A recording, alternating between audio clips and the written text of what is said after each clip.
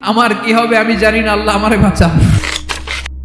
বিশ্বনবী পাগলের মতো একবার হাউজে কাউসারে যাবেন, একবার সিরাতে যাবেন, একবার পুলসিরাতের দিকে, একবার হাউজে কাউসারের দিকে পাগলের মতো দৌড়াতে থাকবেন। তার কোনো গুনাহগার উম্মত যাতে জাহান্নামে ঢুকে না যায়, সেদিন কেউ সুপারিশ করতে পারবে না বিশ্বনবী ছাড়া। বিশ্বনবী মাকামে মাহমুদে যে আল্লাহু আকবার বলে সিজদায় লুটিয়ে পড়বেন, আল্লাহ রাব্বুল আলামিন বিশ্বনবীকে এমন কিছু চমৎকার শব্দ শিখাবেন, ওই শব্দগুলো দিয়ে আল্লাহর প্রশংসা করে বিশ্বনবী কাঁদতে আরম্ভ করবেন। বিশ্বনবী এমন ভাবে অজর দ্বারায় সিজদায় লুটিয়ে পড়ে কাঁদবেন, রব্বুল আলামিনের রহমতের দরিয়ায় জোশ লেগে যাবে।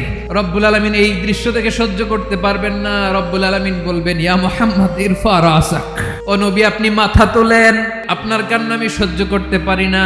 নবী আপনি মাথা তোলেন, আজকে আপনি যা চাবেন তাই দেব। যে বিভীষিকাময় সময়ে প্রত্যেক নবী বলেছেন আমি পারবো না, প্রতিটি নবী বলবেন নফসি নফসি, আল্লাহ তুমি আমারে বাঁচাও, আমারে বাঁচাও। বিশ্বনবী মাথা তুলবেন, তুলে বলবেন আল্লাহ তুমি আমার গুনাহগার উম্মতকে বাঁচাও।